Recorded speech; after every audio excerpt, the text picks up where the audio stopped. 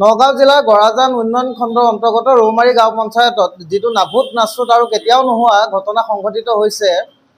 নিজৰ পত্নীয়ে সভানেত্ৰীৰ পত্নীয়ে নিজৰ স্বামীক OSD নিযুক্তি কৰাৰ এইটোৱে আচলতে অসমৰ পঞ্চায়ত ব্যৱস্থাটোত এক নাভূত নাচুত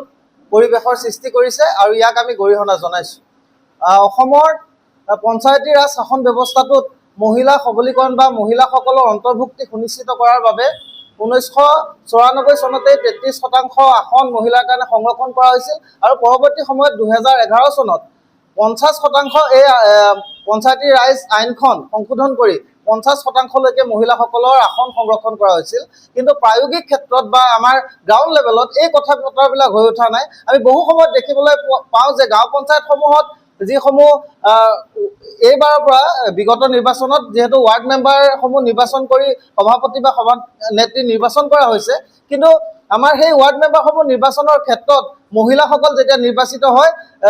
বা মহিলাসকলৰ ৱাৰ্ড মেম্বাৰসমূহৰ মাজৰ পৰা যেতিয়া সভাপতি বা সভানেত্ৰী নিৰ্বাচিত হয়, তেতিয়া সভানেত্ৰীসকলৰ যিসমূহ স্বামী বা তেখেতসকলৰ সাংগু পাংগুসকলে গৈ পঞ্চায়তসমূহত এই সভানেত্ৰীসকলৰ পৰিৱৰ্তে তেখেতসকলে যেন পঞ্চায়তৰ বিভিন্ন ফাইল বা পঞ্চায়তৰ বিভিন্ন কাম কাজসমূহ সমাপন কৰে। অৰ্থাৎ সভানেত্ৰীগৰাকী কেৱল মাত্ৰ চহী কৰিবৰ বাবেহে পঞ্চায়তটোত থাকে আৰু তেখেতসকলৰ স্বামীয়ে গোটেই পঞ্চায়তটোত এক প্ৰকাৰৰ দাদাগিৰি বা দাদাৰাজ চলাবলৈ তেখেতসকলে বিচাৰে, যিটো আচলতে পঞ্চায়তী ৰাজ ব্যৱস্থাটোৰ কাৰণে বা মহিলা সবলীকৰণৰ বাবে যিসকল আমাৰ 50% মহিলাৰ আসন সংৰক্ষণ কৰা হৈছে, এই ক্ষেত্ৰত কিন্তু এক ভয়াৱহ ইংগিত বহন কৰিছে। আৰু এই ব্যৱস্থাটো আমি নগাঁও জিলাৰ বিভিন্ন পঞ্চায়তৰ ক্ষেত্ৰত দেখিবলৈ পাইছোঁ। বিশেষকৈ ৰৌমাৰী গাঁও পঞ্চায়তত যিটো নাভূত নাচুত ঘটনা আমি দেখিছোঁ যে যিগৰাকী সভানেত্ৰী, তেওঁৰ স্বামী নুৰুল আমিন চৌধুৰী বোলা এই ব্যক্তিজন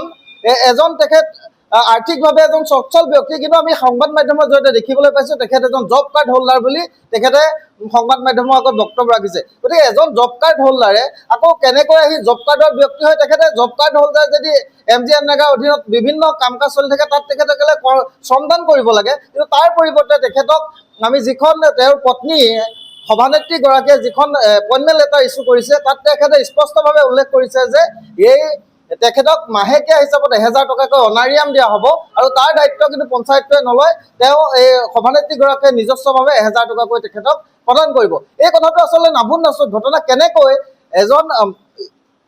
স্পেচিয়েলি তেখেতক অফিচাৰ হিচাপে কেনেকৈ নিযুক্তি দিব পাৰে? আমি দেখোঁ বিভিন্ন মন্ত্ৰী আমোলাৰ মন্ত্ৰীসকলৰ লগত বা মুখ্যমন্ত্ৰীয়ে OSD নিযুক্তি কৰে, কিন্তু এজন সভানেত্ৰীয়ে তেখেতক গাঁও পঞ্চায়তটোত ৰাইজে তেখেতক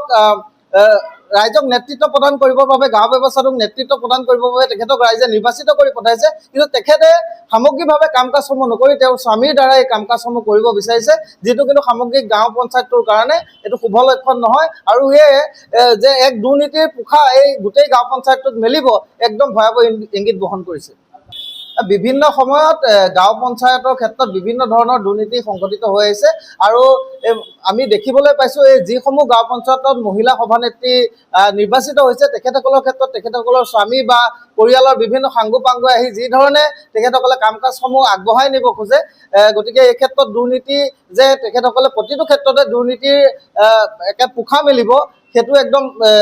নিশ্চিতভাৱে আমি ক'ব পাৰোঁ। আৰু এই ক্ষেত্ৰত জাতীয়তাবাদী যুৱ ছাত্ৰ পৰিষদে নিশ্চিতভাৱে চকু ৰাখিব আৰু আমি ইয়াৰ পৰা আহ্বান জনাব বিচাৰিছোঁ, অসমৰ চৰকাৰখন যিহেতু নতুনকৈ গঠন হৈছে, গ্ৰামোন্নয়ন মন্ত্ৰী অতুল বৰা ডাঙৰীয়াই এই ক্ষেত্ৰত হস্তক্ষেপ কৰিব লাগে আৰু নগাঁও জিলা আয়ুক্ত মহোদয়কো আমি আহ্বান জনাব বিচাৰিছোঁ, এনেধৰণৰ যি স্বামীৰাজ চলাব বিচৰা হয় পঞ্চায়তসমূহত, এই স্বামীৰাজ বন্ধ কৰিব লাগে। অৰ্থাৎ মহিলাসকলক স্বতন্ত্ৰভাৱে বা গাঁও পঞ্চায়তৰ লগত জড়িত যিসমূহ মেম্বাৰ থাকে তেখেতসকলে যাতে পঞ্চায়তটো সুস্থিৰভাৱে তেখেতসকলৰ যিসমূহ অনুদান আহে ৰাইজৰ প্ৰতি তেখেতসকলৰ যি কৰণীয় তেখেতসকলে যাতে কৰি যাব পাৰে তাৰ ব্যৱস্থা কৰাৰ সুবিধা কৰি দিব লাগে।